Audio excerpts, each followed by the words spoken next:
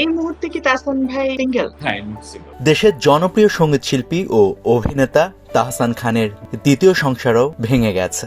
সঙ্গীত শিল্পী নিজেই এই ব্যাপারটা নিশ্চিত করেছেন। তবে বর্তমানে তার প্রিয় সঙ্গীকে এই বিষয়েও কথা বলেন তাহসান। বিয়ের 1 বছর পেরোনোর আগ থেকেই আলাদা হওয়ার সিদ্ধান্ত নিয়েছিলেন তাহসান। তিনি গত বছরের 4 জানুয়ারি বিয়ে করেন মেকআপ আর্টিস্ট রোজা আহমেদকে। শুরুর দিকে বেশ ফুরফুরে মেজাজে দেখা গেলেও সম্পর্কটা বেশি দিন স্থায়ী হয়নি।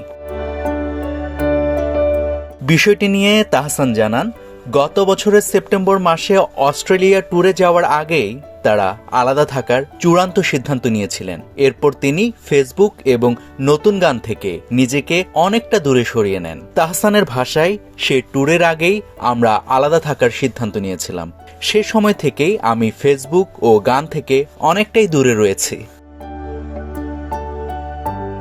মাত্র 4 মাসের পরিচয়ে রোজা আহমেদকে বিয়ে করেছিলেন তাহসান। রোজা পেশায় একজন মেকআপ আর্টিস্ট। বিয়ের পর সব ঠিকঠাক মনে হলেও কয়েক মাসের মাথায় তাদের মধ্যে দূরত্ব তৈরি হয়। তাহসান জানান, তারা আসলে গত বছরের জুলাই মাসের শেষ দিক থেকে আলাদা থাকছেন। তাহসান আরও জানান, ব্যক্তিগত জীবন নিয়ে প্রকাশ্যে কিছু বলতে চাইনি, কিন্তু বিবাহবার্ষিকী নিয়ে কিছু ভুয়া খবর দেখলাম, সে কারণেই বলতে হচ্ছে যে আমরা এখন একসাথে থাকছি না।